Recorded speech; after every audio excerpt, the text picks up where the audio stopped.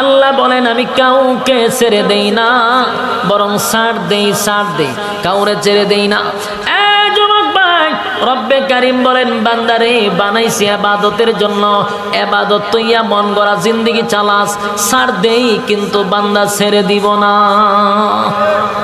আমরাও কি ছেড়ে দিব? ছেড়ে দিবে না।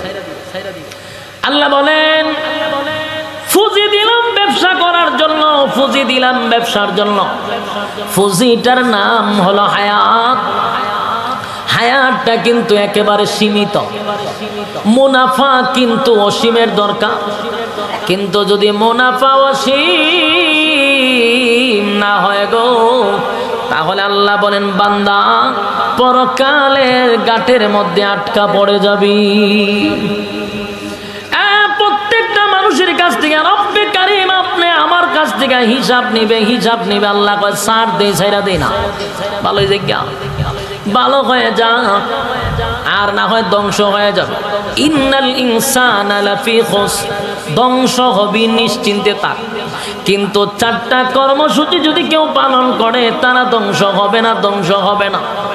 আল্লাহ চারটা কর্মসূচির কথা জানায়া দিছে। এক নাম্বার কর্মসূচি হলো ইল্লাল্লাযীনা আমানু। আল্লাহ বলেন এক নাম্বার কর্মসূচি হলো ঈমান। বলুন এক নাম্বার কর্মসূচি কি? ঈমান।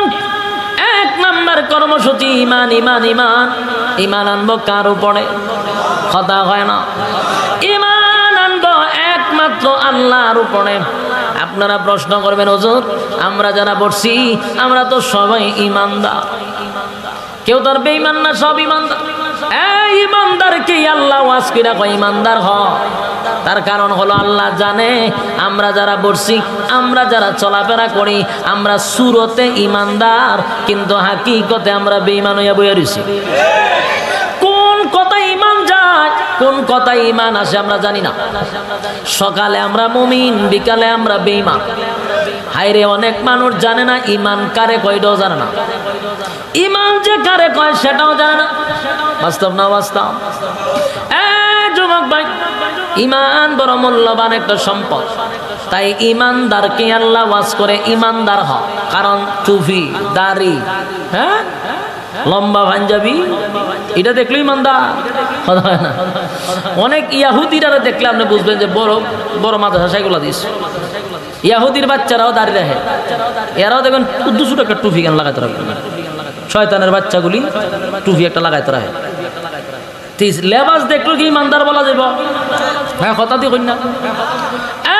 লেবাস দেখলি কিন্তু ইমানদার বলা যাবে না। রাসূলের যুগে একজন বেঈমানের নাম ছিল, সবচেয়ে বড় মুনাফিক ছিল, মুনাফিকের লিডার ছিল। এর নাম হলো আব্দুল্লাহ ইবনে উবাই ইবনে সুলুল। এই সূরা কিন্তু রাসূলের পিছনে নামাজ পড়তো। কথা বুঝতেছে?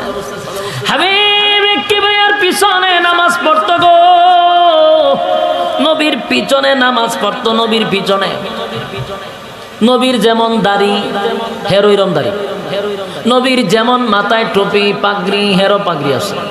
কিন্তু জিবরাইল আলাইহিস সালাতু ওয়াস সালাম বলেন, হাবিব এই নেন মুনাফিকের লিস্টি দিলাম। মুনাফিকের লিস্টি কইলা দেখে সর্বপ্রথম যার নাম, সে নবীর পিছনে নামাজ পড়ে। কেমনে বুঝবে কোনটা মুমিন কোনটা মুনাফিক? কথা বল না দি। ওয়াজও যারা আছে সবাই কি ইমানদার? সুরতে ইমানদার। কোন কথার কারণে, কোন গুনার কারণে, কোন পাপের কারণে ইমান চলে গেছে আমরা জানি না। তাই একমাত্র ইমান আনবো কার উপরে? আরো জোরে, লা ইলাহা ইল্লাল্লাহ, লা ইলাহা ইল্লাল্লাহ, লা ইলাহা ইল্লাল্লাহ। নেই কোনো মাবুদ আল্লাহ ছাড়া, নেই কোনো মাবুদ আল্লাহ ছাড়া। এক খোদার পর দুই খোদা আর তিন খোদা মোরা কিছু মানি না। বলো লা ইলাহা ইল্লাল্লাহ, জোরে লা ইলাহা ইল্লাল্লাহ, লা ইলাহা ইল্লাল্লাহ। ছাড়া নেই কোনো মাবুদ, আল্লাহ ছাড়া এক খোদার পর দুই খোদা আর তিন খোদা মোরা কিছু মানি না, বলো লা ইলাহা। কিতাব আওয়াজ কম করে, মজা লাগে না? না নাচলে মজা লাগবো? ওইটা নাচ দিতাম, নাচানাচি ভালো লাগে না আপনারা? আপনারা তো তাল উঠবো নাচলে। কথাগুলি স্মরণ করেন, দিলের কান লাগায় শুনেন। লা ইলাহা ইল্লাল্লাহ, নেই কোনো মাবুদ আল্লাহ ছাড়া। আল্লাহ ছাড়া কোনো মাবুদ আছে? আমরা যদি মাথা নত করতে হয় কার কাছে করব? জোরে কোন। সেজদা দিব কার কাছে? আমার জীবনের যা কিছু সব কার জন্য? নামাজ কার জন্য? রোজা, হজ, যাকাত কার জন্য? ইন্না সালাতি ওয়া নুসুকি ওয়া মাহইয়ায়া ওয়া মামাতি লিল্লাহি রাব্বিল আলামিন, লিল্লাহি রাব্বিল আলামিন, লিল্লাহি রাব্বিল আলামিন। আমার নামাজ, আমার রোজা, আমার হজ, আমার যাকাত সব কিছু তোমারই জন্য। ইন্না সালাতি ওয়া নুসুকি ওয়া মাহইয়ায়া ওয়া মামাতি লিল্লাহি রাব্বিল আলামিন, লিল্লাহি রাব্বিল আলামিন, লিল্লাহি রাব্বিল আলামিন। বলুন নামাজ কার জন্য? নামাজ আল্লাহর জন্য। আমার মাথাটা, এই যে কপালটা, এটাও আল্লাহর জন্য। আল্লাহ সারা কারো কাছে মাথা নত করা যাবে না। কথা হয় না দি? আওয়াজে বোঝা যায় কিছু কিছু হয়, লক্ষণ তো আমি জানি। ভালো করে শুনবেন। এই আশেকে রাসূলরা, আপনারা তো আশেকে রাসূলের খুব কাছাকাছি আছেন। আশেকে রাসূলরা ভালো করে শুনেন, আল্লাহ ছাড়া কারো কাছে মাথা নত করা শিরক। নত করবেন তো ঈমান চলে যাবে। কথা হয় না? সাবধান, মাথা নত করা যাবে না, মাথা নত করা যাবে না। একমাত্র কপালটা বানাইছে আল্লাহর জন্য। এই কপাল জাগায় বেজাগায় টেকানো যাবে না। মাজারও গিয়ে মাইরা দিলেন, বাবার কাছে গিয়ে মাইরা দিলেন, লেংটার কাছেও মারলেন, জড়ার কাছেও মারলেন, যেখানে মনে যায় এখানে মাথা ঢুকাইয়া দিলেন। জাগায় বেজাগায় সব জায়গায় মাথা টেকাইলে ঈমান থাকবো? ঈমান গাঁটটি লিয়ে বাঁকবো? বাস্তব না বাস্তব?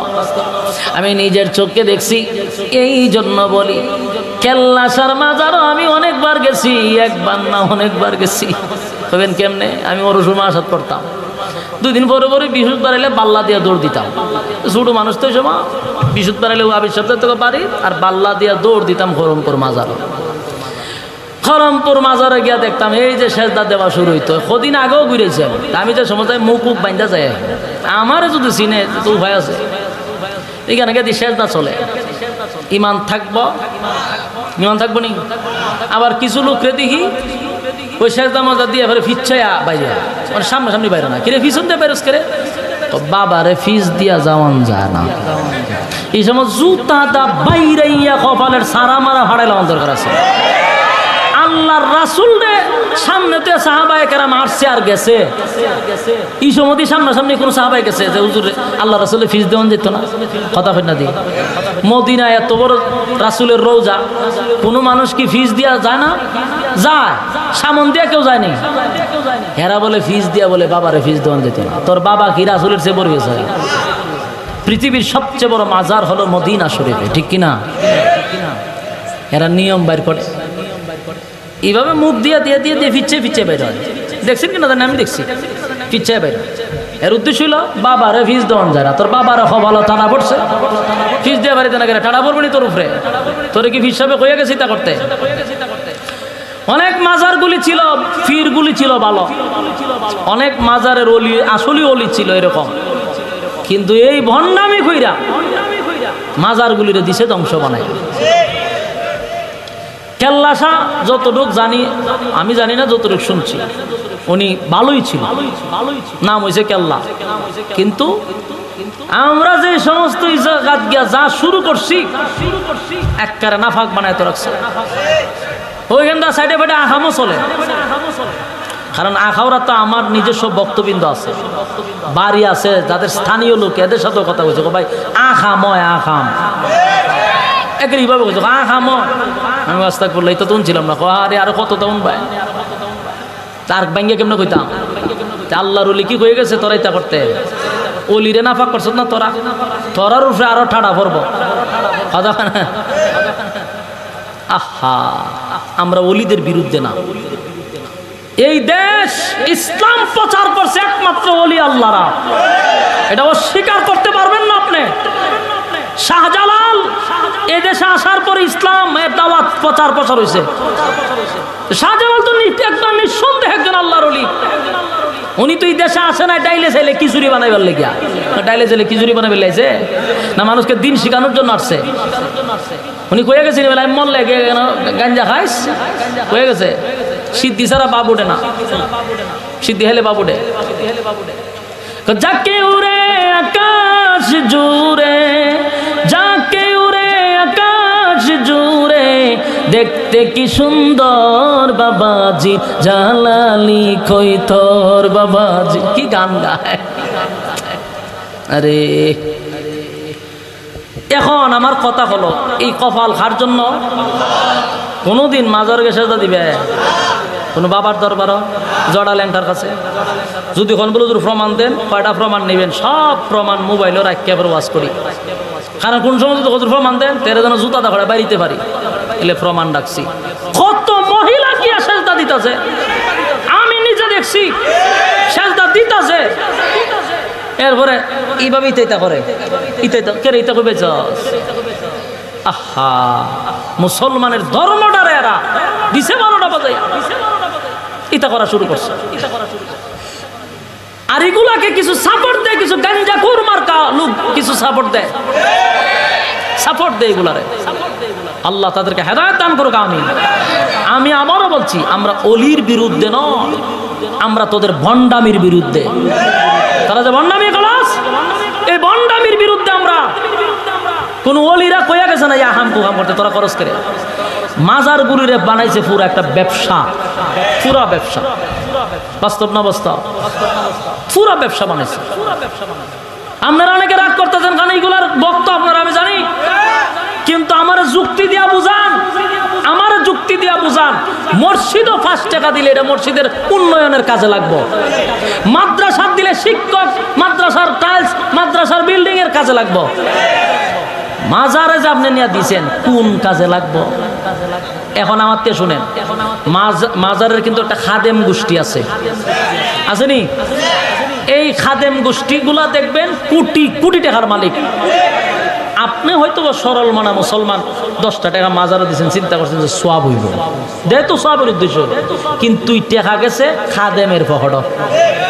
এই শালা খাইয়া গাওয়া ব্যাঙের মতো ফেট বানাইছে, ঢাকায় গিয়া বাড়ি করে দাঁড়ির বংশ নেয় খাদেমের গোষ্ঠীর।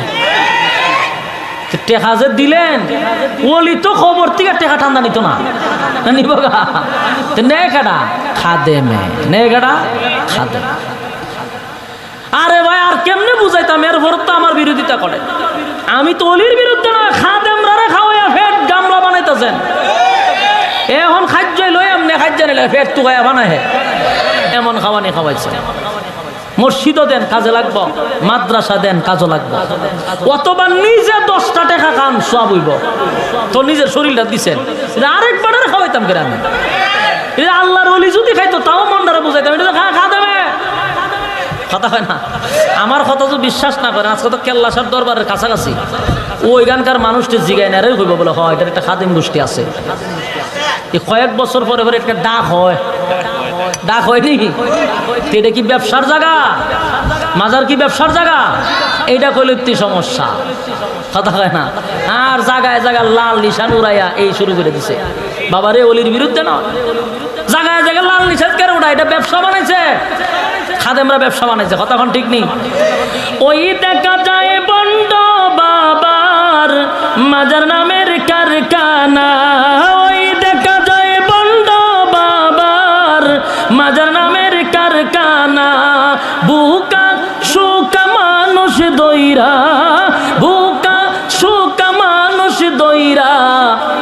পুঁজি ছাড়া মাল কামায়, ওই দেখা যায় বন্ড বাবার মাজার নামের কারখানা, ওই দেখা যায় বন্ড বাবার মাজার নামের কারখানা।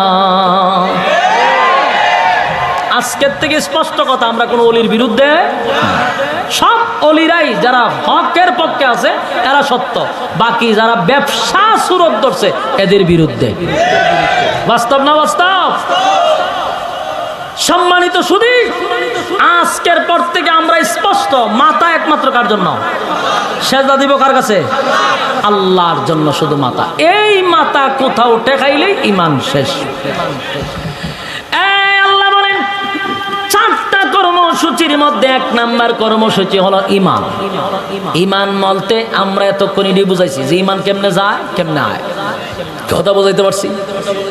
ঈমান কেমনে যায় জানি না, অনেক সময় জন্য আল্লাহ ঈমানদার কি বলে ঈমান আনতে হবে। সর্বপ্রথম চারটা কর্মসূচির মধ্যে ঈমান। ঈমান বড় দামি জিনিস। জীবন চলে গেলে জীবন পাবি পরকালে, কিন্তু ঈমান চলে গেলে ঈমান পাবি না পরকালে। যদি জীবনটা চলে যায় পরকালে আল্লাহ জীবন দিয়া জান্নাতে রাখবে, কিন্তু ঈমান চলে গেলে চিরস্থায়ী জাহান্নামের আগুনে জ্বলতে হবে, ঠিক নেই? এই জন্য এক নাম্বার হলো ইল্লাল্লাযীনা আমানু, এক নাম্বার ঈমান, এক নাম্বার ঈমান।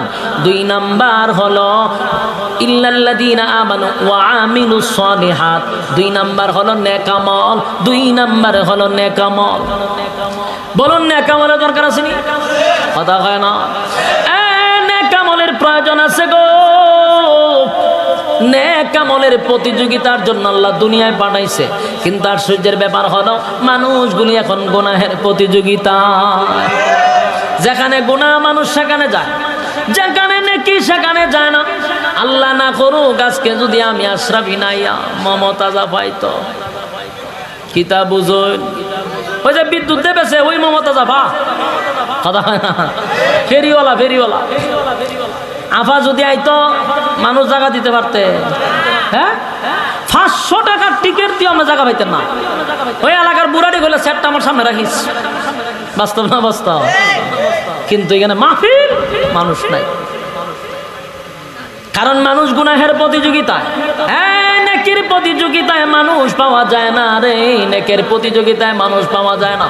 যুবক ভাইরা আমার, তোমাদের হাতে ধরে বলি, পায়ে ধরে বলি, আমি জানি এখানে কোন দলের মানুষ, এরপরও বলতেছি একটা কত মন গড়া বলি নাই, যা এতক্ষণ বলছি এটাও সঠিক কথা বলছি। কারণ এই মাথা আল্লাহর জন্য, কোনো ফিরের জন্য নয়, কোনো দরগার জন্য নয়, কোনো বাজারের জন্য নয়, একমাত্র খোদার কাছে মাথা নত করবো, ঠিক কিনা? নেক আমল হলো সব সময় নেক পরিবেশে থাকা, যেখানে কোরআনের কথা হয় সেখানে যাওয়া, যেখানে গান বাজনা হয় সেখানে মুসলমান যেতে পারে না, কথা হয় না? যেখানে গাঞ্জা টানা হয়, সিদ্ধি টানা হয়, সেখানে মুসলমান যেতে পারে না, কথা হয় না? দি মুসলমান যাবে যেখানে কোরআনের কথা চলবে, যেখানে দ্বীনি পরিবেশ আছে সেখানে যাবে। নেক আমল করতে হবে, কারণ 4 নাম্বারের মধ্যে 2 নাম্বার কর্মসূচি হলো নেক আমল। 2 নাম্বার কি? আরো জোরে, নেক আমল, নেক আমল। 2 নাম্বার হলো নেক আমল, 2 নাম্বার হলো নেক আমল। আজকের থেকে ওয়াদা করব নেক আমলের দরকার আসেনি। যুবক ভাই, কথাগুলি আমার আর বেশি নয়, আর 5-10টা মিনিট সময় নিতেছি, একটু মনোযোগ দিয়া শোনেন, লম্বা করব না, 5-10 মিনিটের ভিতরে ছেড়ে দিব, কিন্তু কথাগুলি নোট করে রাখেন। আমার কথা না, রব্বে কারীম কোরআনে বলেন ওয়াল আস, সময়ের কসম। আল্লাহ নিজে কসম করছে, নিজে কসম কইরা কয় ইন্নাল ইনসানা লাফি খুস, পৃথিবীর সব ধ্বংস, পৃথিবীর সব ধ্বংস, সব মানুষ ধ্বংস। আল্লাহ যদি বলে পৃথিবীর সব মানুষ